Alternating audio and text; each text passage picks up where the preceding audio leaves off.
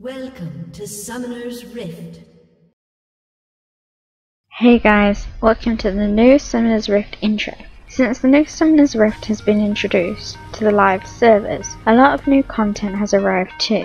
With the new Summoner's Rift, you can now make a big difference to the game's small actions. As so much has been added, I am splitting this video into two halves. The first half will be about the lanes, buildings and minions, and the second video will be about the jungle. So let's begin.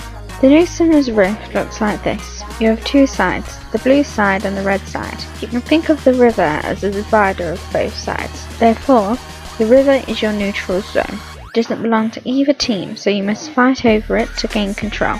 For now, let's imagine we are fighting on the blue side. Everything on the blue side is mirrored on the red side. When you first spawn onto the map, you appear in the fountain. This blue shield-like guard cannot be passed through. Therefore, you must wait until 15 seconds where it disappears in order to leave the fountain. The fountain is also your home or home base. So when you are in lane or jungle and you want to go back home, you don't need to waste time and walk all the way back. Instead, you can press the B button on your keyboard, which will cast a spell called Recall that will teleport you back to base. If you have health or mana missing, when you recall back to the base, the fountain will regenerate your health and mana back to full. The fountain is also the only place you can shop. You cannot shop anywhere else on the map. When the timer reaches 15 seconds, you can leave the fountain, and you will notice you have been given a speed buff, which will allow you to get out of the base as quickly as possible to make up for the time you miss. This speed buff should increase your movement speed by enough to get you out of the base. It's unlikely you'll get much further. The base is this area here. This belongs to your team, and your base is the home to your nexus. Therefore, all buildings inside the base are much stronger than any of the other buildings, as it is important to defend and force the enemy away. If you allow any of these buildings inside the base to go down to the enemy, it makes your team and your nexus more vulnerable for defeat, and therefore easier for the enemy to win. On one side of the map there are 11 turrets, 3 inhibitors and a nexus. Not counting the nexus and 2 nexus turrets, the remaining 9 turrets and 3 inhibitors are split across 3 lanes. In order to defeat a certain building, you must defeat the building in front of it. Therefore, in order to defeat an inner turret, you must defeat the outer turret in front. To defeat an inhibitor, you must defeat the inhibitor turret, and so on. In order to take the win, you must defeat the outer turret, inner turret, inhibitor turret, and inhibitor in one lane to be able to attack both nexus turrets. Note, both nexus turrets are needed to be defeated in order to defeat the nexus. Once you have defeated the nexus, the end screen will load on your screen, saying victory or defeat depending on whether you lost or won the game. Since the welcome of the Summoner's Rift, the turrets have undergone changes. They are now much stronger than previously. So let's take a brief look at each turret.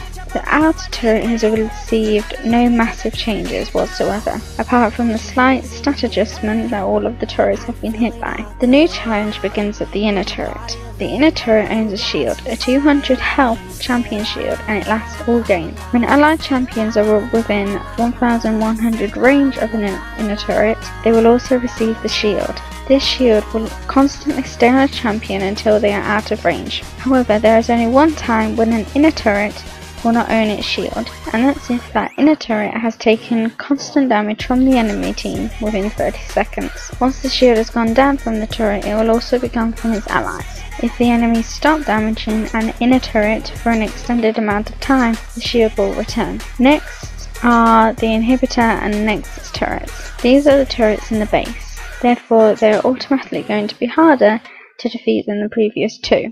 The turrets do not own a shield like the inner turret. Instead, they reduce the target's armor by 82.5%, damage by 15%, and slows the target movement speed by 10%. The turrets can also have a maximum of 120 heat, and with every beam the turret casts, the heat will increase by 6, and upon the target changing the heat is reset, and with every extra 6 heat, the more damage the turrets can deal. Therefore, don't go near one of these turrets without a minion wave if you are squishy, low health, or you don't have much mobility. The last of the buildings are the inhibitors and nexus. Both of these buildings do not attack you, therefore if they have no turret to shield them, For damage, they are incredibly vulnerable. As for the inhibitor, upon defeating the inhibitor, a super minion will spawn in that lane, which we will talk about minions very soon.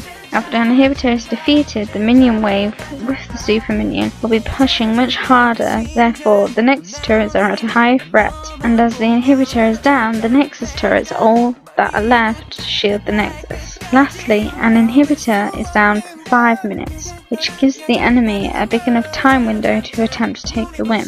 The Nexus is like the heart, it keeps everything going. Minion waves repeatedly spawn out of the Nexus, and the Nexus allows the game to go on. If there is no Nexus, there will no longer be minion spawns, and the game will no longer exist. It will officially be finished. Now onto the minions. Of course, with the new Summoner's Rift, keeping the old look of the minions would make them look crazily outdated. Therefore, the minions have had a visual update too. Other than that, not much has changed about them.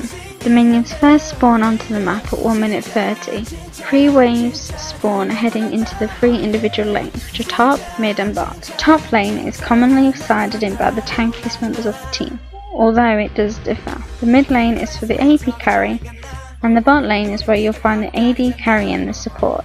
You will also find the jungler running around somewhere in the jungle, killing off the camps. So at 1 minute 30, a regular minion wave will spawn.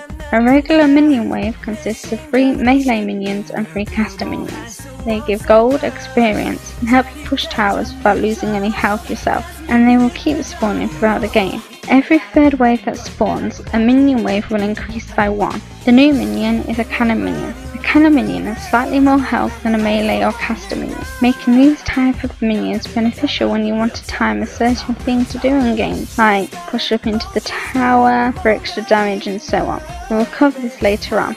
Once the timer reaches 20 minutes, you will see a cannon minion spawn every 2 minion waves instead of 3. Now we can talk about super minions. Super minions are the minions that spawn in a specific lane that the inhibitor has been destroyed in. Super minions have almost double the amount of health of a cannon minion. Super minions present great pushing power, and it is incredibly dangerous at this point of the game when you have an inhibitor down and super minions charging down the lane and knocking at your Nexus.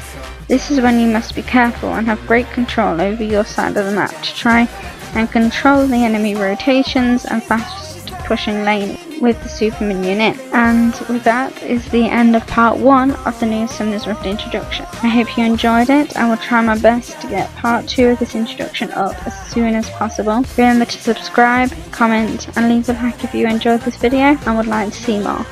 Bye!